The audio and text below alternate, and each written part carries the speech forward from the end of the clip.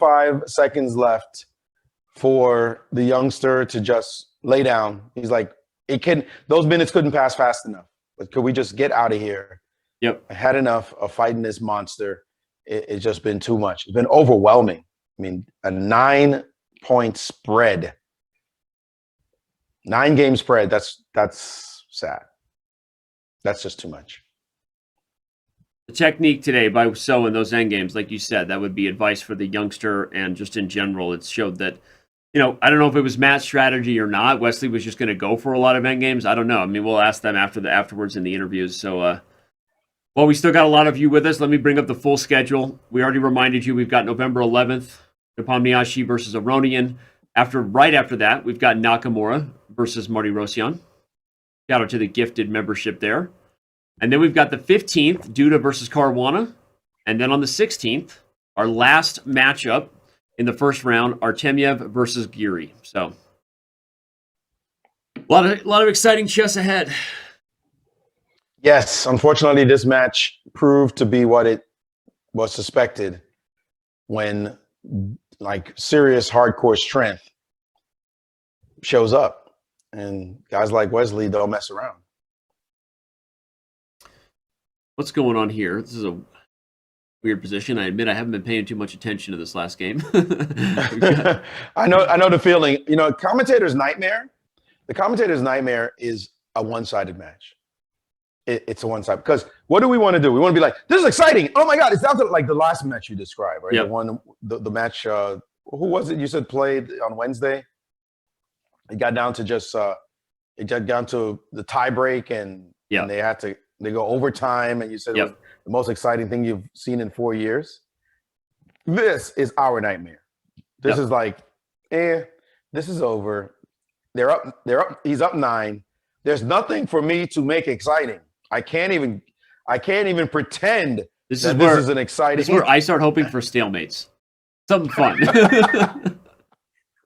It's bad. Oh, wait, speaking of which, we've got a mating net on the board. It says 3. Oh my gosh, a straight swarm. I mean, this, at some point you even feel sorry for the guy. That's when you know it's bad, when you actually start feeling sorry for the person who's losing. Yep. Because normally I don't really feel sorry for the players. They're losing. It's like, it's part of chess, right? That happened to me. It happens to all of us. But when you're catching a certain kind of beatdown, Danny, it. You're just like, oh, I've taken more than a few of those in my day, so I agree. It's like, come on, leave the kid alone. What are you doing? Yep. I've seen this before. I remember when Magnus did this to 𝙬𝙬𝙬 in a match in St. Louis. And you're just like, geez, man, leave the guy alone. Okay, 𝙬𝙬𝙬 finally came back, got much stronger, and even beat Magnus in a match in St. Louis as well for the Sinkfield Cup. Yep. But this you just don't like seeing blood spilled, like on every move, and it's the kid who's getting beat. If Wesley was getting beat, we would be in a different mindset. We'd be like, if he was getting beat like this, we'd be like, what are we seeing? We're seeing a phenom come out of nowhere and prove that he can play. But Wesley's the one doing it to the kid, and nah. Zen Automaton says, click on Wesley to report abuse at chess.com. Yeah, exactly. Yeah. It's abusive. We got to get that guy a premium membership. Someone out there. Simon, I know you're listening. Let's throw that guy a premium. That's sad. It is exactly what Wesley... No, it's going to get bad here with the puns. But yeah, no, it's a tough day. But again, it was the fact that he made it a match early on was awesome, because I think that the real challenge for him being so young, Maurice, was like, the first time he got punched in the mouth, how would he recover, right? I think Wesley so proved to be the dominant player.